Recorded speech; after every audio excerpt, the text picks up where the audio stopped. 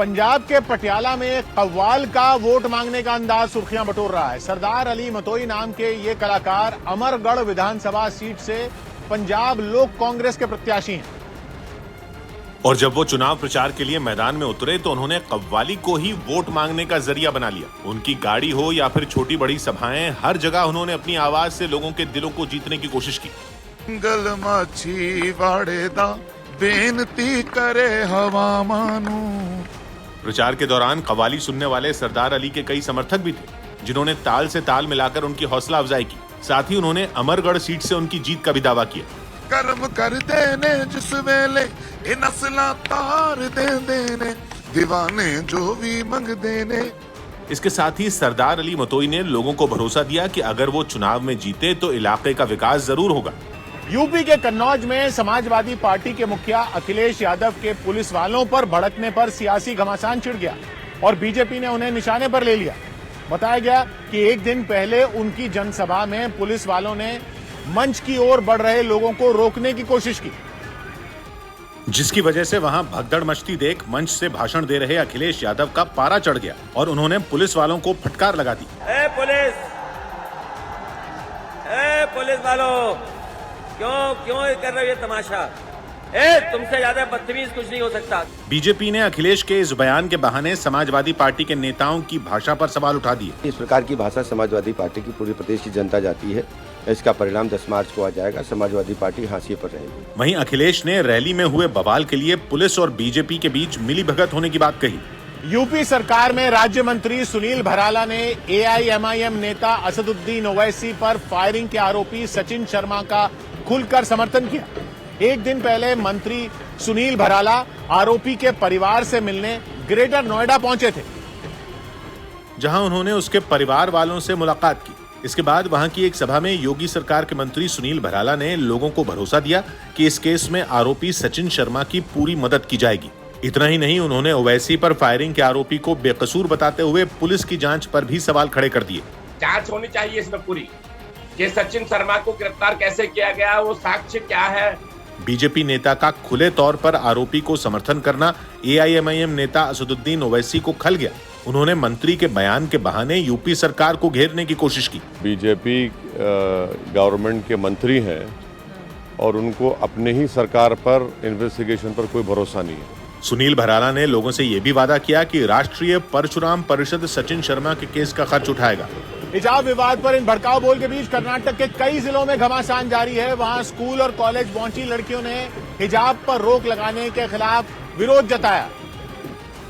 और इसकी एक तस्वीर आई शिमोगा से, जहां हिजाब पहनकर पहुंची लड़कियों को कॉलेज के गेट पर ही रोक दिया गया, जिसके बाद वो छात्राएं कॉलेज के बाहर जमा हो गई। थोड़ी देर बाद वहां हिजाब पहनी हुई लड़कियों की संख्या बढ़ने लगी और वो भी दोबारा कॉलेज के गेट की तरफ बढ़ गई। लेकिन जैसे ही वो वहां पहुंची, एक आदमी ने गेट अंदर से बंद कर दिया। बाहर खड़ी छात्राओं ने इसका विरोध किया, लेकिन उन्हें कॉलेज के अंदर नहीं जाने दिया गया। ऐसा ही हाल शिमोगा से आई एक और तस्वीर में दिखा, जहाँ हिजाब पहनकर स्कूल में जाने से रोके जाने पर एक लड़की का गुस्सा फूट पड़ा।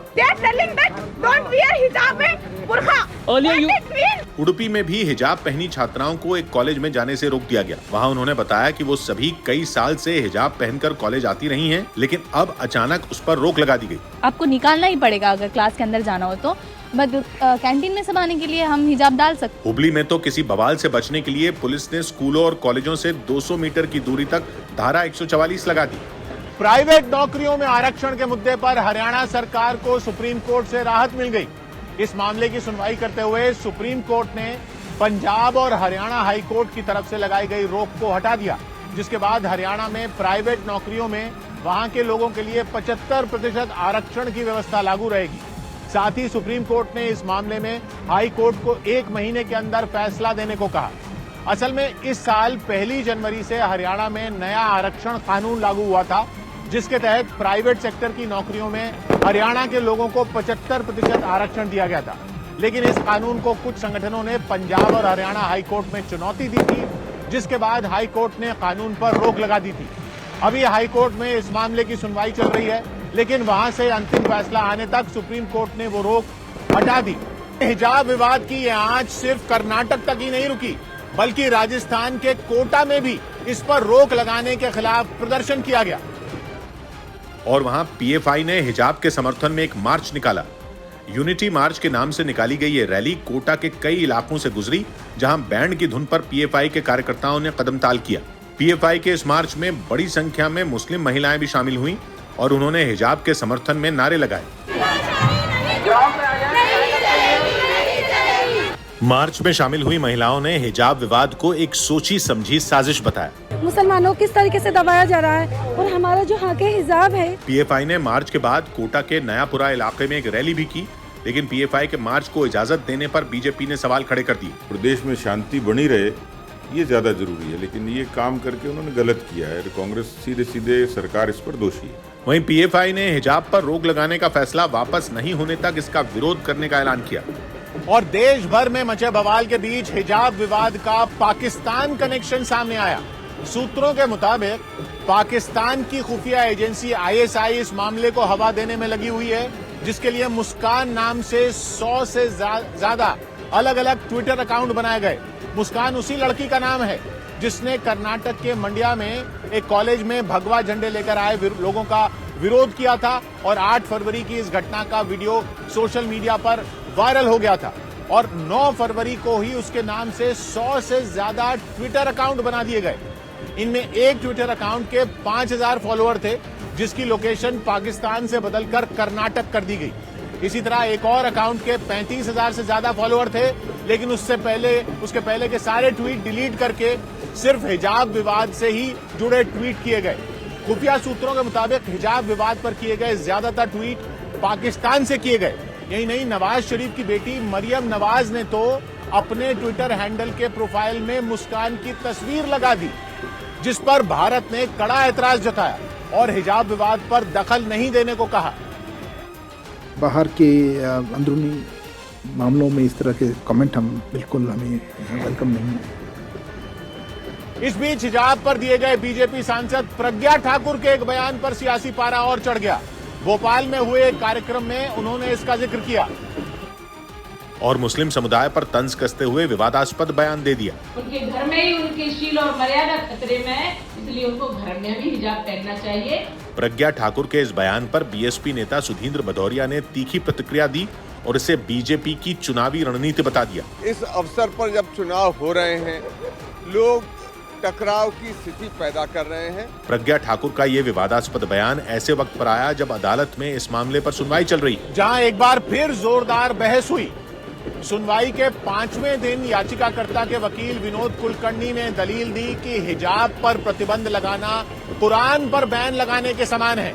यही नहीं, अदालत से शुक्रवार और रमजान के महीने में हिजाब पहनने की इजाजत देने की अपील की गई, क्योंकि इस्लाम में शुक्रवार और रमजान की विशेष अहमियत है, ऐसा कहा गया। और ये कहा गया कि इस विवाद से छात्राएं मानसिक रूप से भी प्रभावित हो रही हैं। हालांकि सुनवाई के दौरान हाई कोर्ट ने एक याचिकाकर्ता को फटकार भी लगाई और उसकी याचिका खारिज करते हुए जज ने कहा कि उसने अदालत का वक्त बर्बाद किया। उत्तर प्रदेश के कुशीनगर में एक शादी समारोह में दर्दनाक हादसा हो गया। 13 लोगों की मौत हो गई। बताया गया कि शादी से एक दिन पहले कुछ महिलाएं कुएं पर गई थी, जहां शादी की एक रस्म निभाने के दौरान उस कुएं के किनारे बनी दीवार गिर गई और वो महिलाएं भी कुएं के अंदर जा गिरी। और इस हादसे में न केवल महिलाओं ने बल्कि कुछ बच्चों ने भी अपनी जान गंवा दी। हालांकि गांव वालों की मदद से रात के अंधेरे में ही प्रशासन ने उन्हें रेस्क्यू करने की कोशिश की। अगले दिन का सूरज निकल आया, लेकिन उन लोगों को कुएं से बाहर निकालने में प्रशासन की टीम के पसीने छूट गए। घुप अंधेरे में टॉर्च की रोशनी सहारा बनी। कुछ महिलाओं को कुएं से बाहर निकाल भी लिया गया, जिसके बाद उन्हें इलाज के लिए अस्पताल भेजा गया। लोग जब इस पतले से छोटे से कुएं में जले गए तो उसका नतीजा ये रहा कि 13 लोगों की दम घुटने से मौत हो गई। दर्दनाक हादसे के बाद गांव में मातम का माहौल है। किसी को इस बात का अंदाजा भी नहीं था कि शादी के लिए हो रही रस्में चंद पलों बाद मातम के क्रियाकर्म में बदल जाएंगी। साइड में ज्यादा वोट होने की वजह से जैसे ही इस घटना की जानकारी पुलिस और प्रशासन के अधिकारियों तक पहुंची, वो भी वहां पहुंच गए और हादसे की जगह का मुआयना किया, जिसके बाद वो अस्पताल भी गए, लेकिन उन्हें वहां जान गंवाने वाले लोगों के परिवार वालों के गुस्से का सामना करना पड़ा, क्योंकि उन लोगों ने अस्पताल प्रशासन पर लापरवाही बरतने का इल्जाम लगाया। इसी बात पर उन्होंने अस्पताल में हंगामा खड़ा कर दिया। इन हालात में पुलिसकर्मी उन लोगों को शांत करने में जुट गए, लेकिन अपनों को खोने का गम बर्दाश्त कर पाना उनके लिए मुश्किल हो रहा था। कॉल किए थे 9:10 पर और सर 10 बज के 10:30 हो गया सर, एक भी एम्बुलेंस नहीं आया था सर घर के सामने। बवाल बढ़ा तो जिला प्रशासन ने भरोसा दिया कि इस मामले में जांच के बाद आरोपियों को बख्शा नहीं जाएगा। जिनकी भी अगर लापरवाही है उस पर जांच करके कार्रवाई की जाएगी। साथ ही प्रशासन ने मरने वालों के परिवार वालों को 4-4 लाख रुपए के मुआवजे का ऐलान किया। प्रधानमंत्री नरेंद्र मोदी ने भी ट्वीट कर इस हादसे पर दुख जताया। वहीं राज्य के मुख्यमंत्री योगी आदित्यनाथ ने भी ट्विटर के जरिए इस घटना पर अपनी संवेदनाएं जाहिर की। यूपी के मिर्जापुर में नामांकन के दौरान समाजवादी पार्टी के कार्यकर्ताओं ने कलेक्ट्रेट के बाहर जमकर हंगामा किया। इन लोगों ने आरोप लगाया कि उनके गठबंधन के नेताओं को बाहर ही रोक दिया गया, जबकि बीजेपी के नेताओं को प्रत्याशियों के साथ अंदर जाने की इजाजत दे दी गई। समाजवादी पार्टी और उसके सहयोगी अपना दल कमेरावादी के कार्यकर्ता भड़क गए और कलेक्ट्रेट के बाहर हंगामा शुरू कर दिया।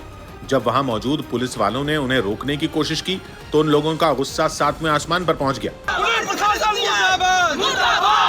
इसके बाद पुलिस वालों ने भी सख्ती बरती और उन्हें धक्का देते हुए रास्ते से हटाने की कोशिश की, लेकिन ये लोग डटे रहे और कुछ लोगों ने तो पुलिस वालों से तीखी बहस की। इतना ही नहीं, प्रदर्शन में शामिल कुछ लोग वहीं धरने पर बैठ गए और जिला प्रशासन के खिलाफ नारेबाजी की। इस दौरान समाजवादी पार्टी ने पुलिस पर बीजेपी की मदद करने का आरोप लगा दिया। जिलाध्यक्ष कैसे गए हैं अंदर? हमारा जिलाध्यक्ष नहीं गया है, रोक लिए हैं ये लोग। वहाँ काफी देर तक इसी तरह हंगामा चलता रहा। बेल्जियम में लोगों की जिंदगी को पहले से बेहतर बनाने के लिए वहां की सरकार ने एक ऐसा कदम उठाया जिसके तहत बेल्जियम में लोगों को हफ्ते में 5 के बजाय अब 4 दिन ही काम करना होगा। यानी एक सप्ताह में केवल 38 घंटे काम और 3 दिन आराम। यही नहीं, ऑफिस की छुट्टी के बाद बॉस के मैसेज से भी परेशान होने की कर्मचारियों को जरूरत नहीं होगी। नई व्यवस्था में कर्मचारियों को और लंबा वीकेंड तो मिलेगा ही और इससे उनके वेतन पर भी कोई असर नहीं पड़ेगा। हालांकि अगर वो चाहें तो अपने मैनेजमेंट, अपने बॉस से इजाजत लेकर एक हफ्ते में 38 घंटे से ज्यादा काम कर सकते हैं ताकि अगले हफ्ते कम काम करना पड़े। बताया गया कि ये कदम वहां के लोगों की जिंदगी को बेहतर बनाने और काम और जिंदगी के बीच बढ़िया तालमेल बनाने के लिए उठाया जा रहा है। फिलहाल ये बदलाव अभी वहां लागू नहीं हुए हैं, केवल इसका ड्राफ्ट तैयार किया गया है जिसे संसद में पास होने के बाद लागू किया जाएगा। महाराष्ट्र के बदलापुर से हैरान करने वाली कुछ तस्वीरें सामने आई। वहां प्लास्टिक के डिब्बे में एक तेंदुए का सिर फंस गया जिसे बचाने में वन विभाग की टीम के पसीने छूट गए। बताया गया कि उस तेंदुए का वीडियो वहां से गुजर रहे एक कार सवार ने अपने फोन में रिकॉर्ड कर लिया था, जिसे उसने वन विभाग को भेजा। उसमें वो तेंदुआ प्लास्टिक के डिब्बे से अपने सिर को निकालने की कोशिश करता दिखा, लेकिन काफी कोशिश के बाद भी वो ऐसा करने में कामयाब नहीं हो पाया। इसकी जानकारी मिलने के बाद वन विभाग के कुछ कर्मचारी वहां पहुंचे और तेंदुए को बचाने का काम शुरू किया गया। उन्होंने गांव वालों की मदद से किसी तरह तेंदुए के सिर को उस डिब्बे से बाहर निकाला, जिसके बाद वन विभाग की टीम ने उसे मेडिकल सुविधाएं भी दी। तब कहीं जाकर वो तेंदुआ ठीक से सांस ले सका। बिहार के गया से हैरान करने वाली तस्वीरें सामने आई। वहां आरोपियों से बदसलूकी पर कुछ पुलिस वाले घिर गए। आरोप है कि उन पुलिस वालों ने गांव वालों को उनके घर में घुसकर मारा। ये घटना 2 दिन पहले की बताई गई।